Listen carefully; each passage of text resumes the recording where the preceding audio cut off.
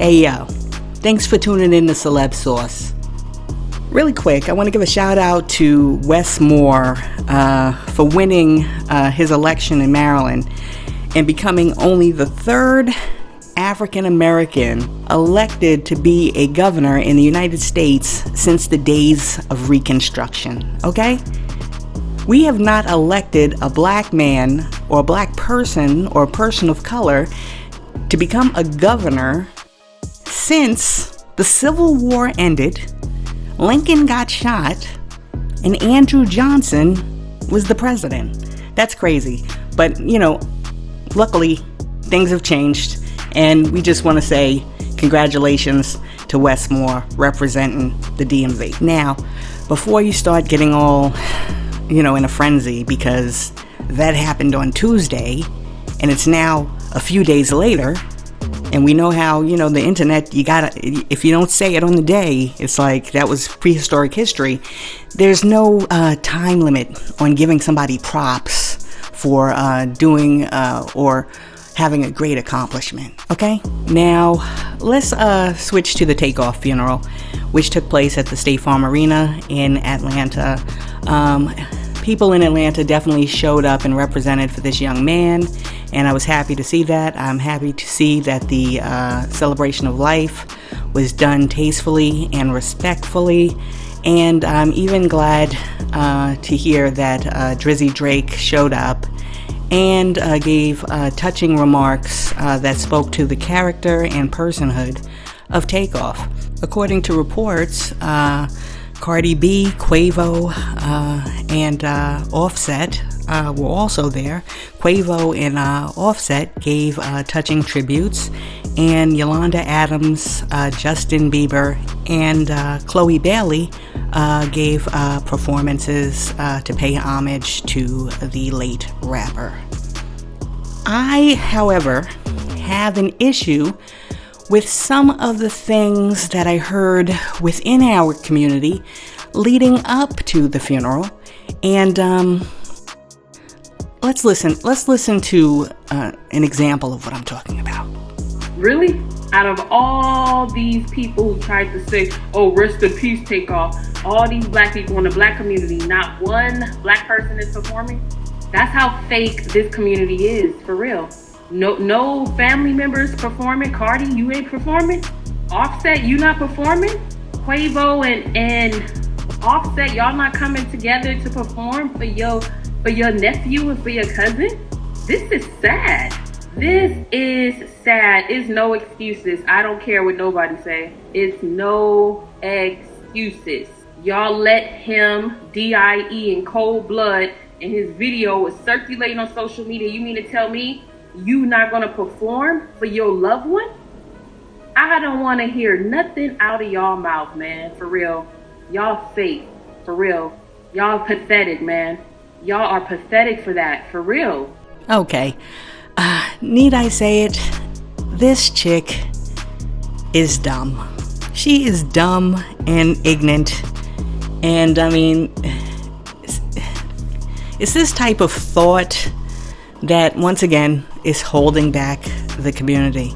Let's correct the thinking here. First off, their family member died.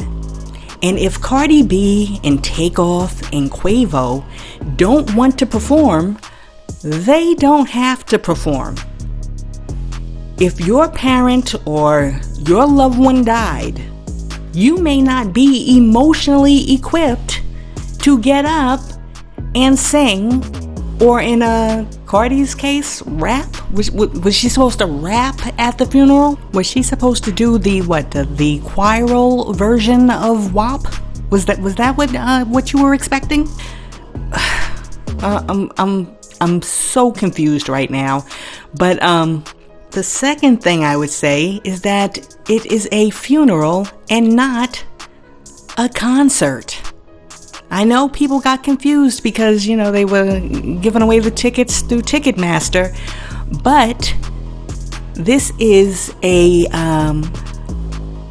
funeral. This is not, Coachella.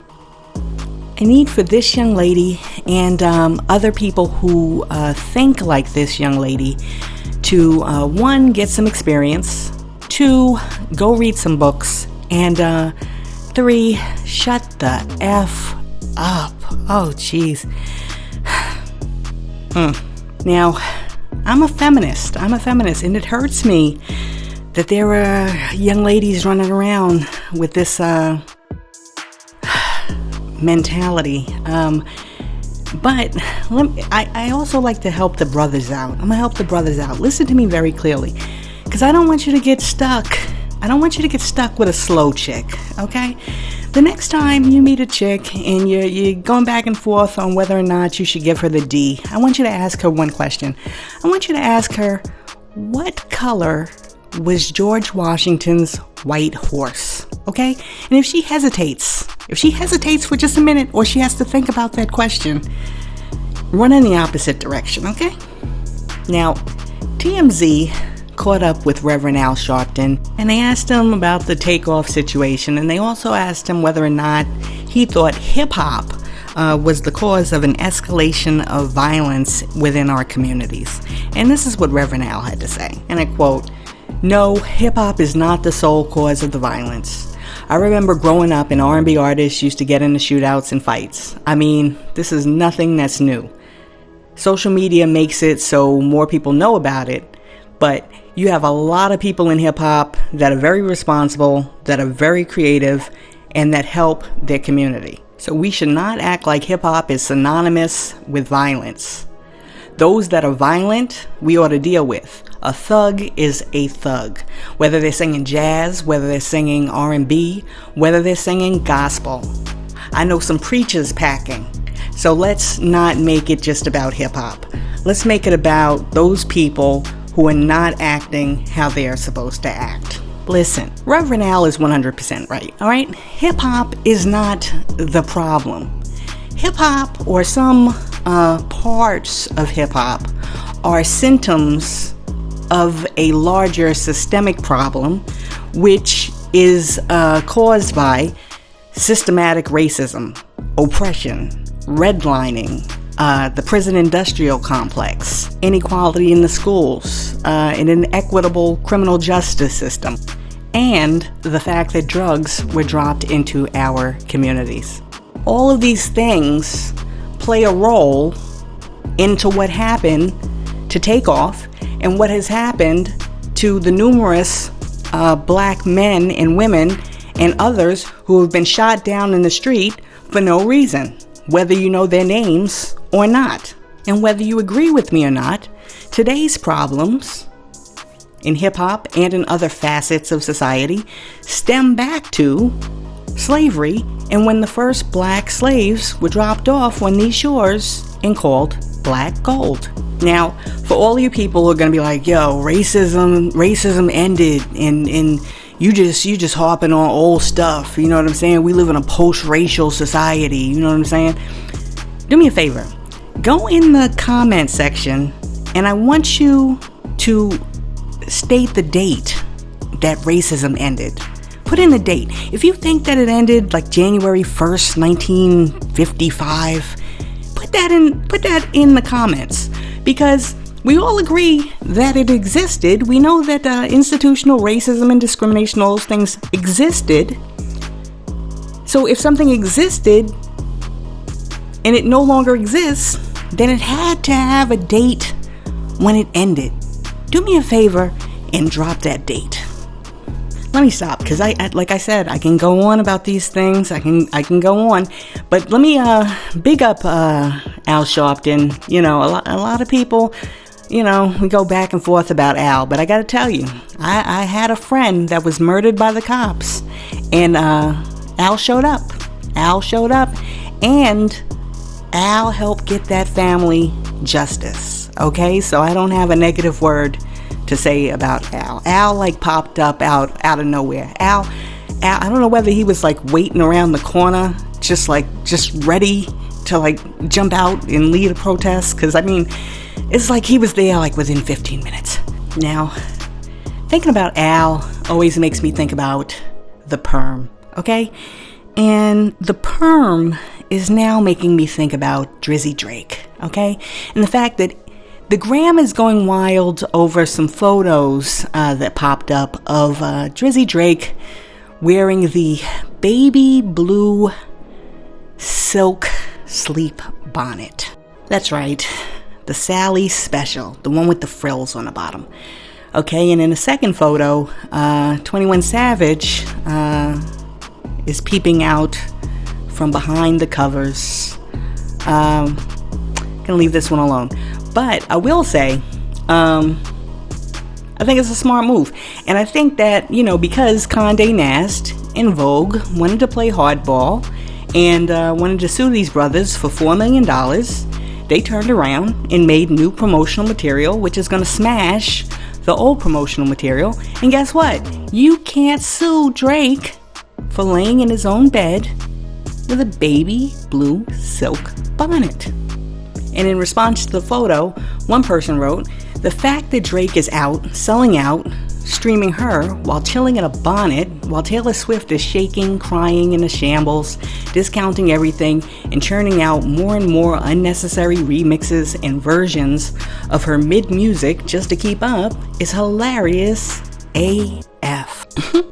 Now, I love the fact that Drake doesn't take himself too serious, and I love the fact that when the powers that be tried to come down and buck break 21 Savage and Drake, they turned around and came out with an even better promo that's going to get more eyes on it. Now, speaking about promo pics, SZA just dropped a new photo in advance of her new single and video for PSA. And in the photo, SZA is stark bucket naked, standing on a beach while pouring a white liquid over her naked body. Now, under the photo, SZA gave a shout out to all the people who worked on the project and said, quote, "I just want to say a huge thank you to Rick Brox for all the cool stuff we have coming and being down for legit everything." I don't know how I feel about this one, but it's not up to me. It's up to the everybody, the consumers. So let me know how you feel about this. Do you think this is a very legit artistic move, or do you think this is a thirst trap? And while we're on the subject, I must say, I called for the No Coochie Verse Challenge. I want to know if any of these rappers, quote unquote, can drop a verse without talking about their coochies. And so far, I have gotten no takers. Okay, now, Cardi, she's busy doing other things, and so I would not expect her at this moment in time to participate in this challenge. But there's a few other ones. You're free right now. You're free. You should be able to come in with a verse. I think we're proving my point. Let's switch up. Let's go to Memphis, okay? 2 days ago, Hernandez Govan was indicted by a grand jury for first-degree murder, attempted first-degree murder, and conspiracy to commit murder in the death of young Dolph. This is the third person indicted for the killing, and as it turns out, this guy is the father of Lotta Cash Desto, one of Lil Uzi Vert's artists. She was signed to his label, who was shot in Houston in September. Now they're saying that the two incidents, the murder of young Dolph and the death of Lotta Cash Desto, the two things aren't connected. But I gotta wonder if they are connected, or maybe it's karma. I mean, if you're a parent who's running around shooting rappers, your rapping child might get shot. If this guy gets convicted, I need this guy to get put under the jail. Under the jail, okay? Not only because you're a killer, but because you are dumb as F. Okay? Dumb as F. You are dumber than the individual who tried to sneak a gun onto a plane by putting it in a turkey. Yo, I was watching TV the other day, and when I saw this mess, I was just like, oh geez. Oh geez. Listen, according to reports, TSA agents were stunned to find a raw turkey in a passenger's bag at Fort Lauderdale Hollywood Airport. Upon closer inspection of the bag, the TSA agents discovered a firearm wrapped in thin plastic inside of the turkey. Now, some reports have said this was a turkey, some reports have said this was a chicken, but does it really matter? Yo, not only did they try to sneak a gun on a plane in a turkey, the turkey was not even frozen, okay? Now, what makes this mess even funnier is because I had to think about the person and all the forethought that went into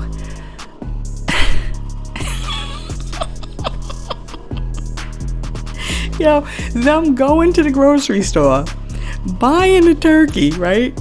Bringing the turkey home, wrapping up the gun, putting the gun in the turkey, right? And repackaging the turkey, and they really, they thought that was gonna fly. That's crazy. Listen, you can't make this mess up.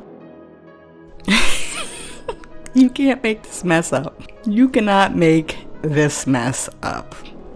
Yo, shout out to Fox Soul for putting that on, because let me tell you, that made my day. Now, I gotta tell you, had I came on here and I said, listen guys, don't try to use a turkey to sneak your gun on the plane, a lot of people in the comments would have been like, yo, why are you telling us stuff we already know? This is a classic example of how common sense is not that common. And I guarantee you that right now, we have stopped that guy who was in his kitchen trying to stuff a gun into a Patti LaBelle sweet potato pie. We have saved that dude with today's commentary, okay? Yeah. Oh, man. Hey, yo. Thanks for watching Celeb Sauce. Make sure to like and subscribe, and I'll catch you on the next video. Peace.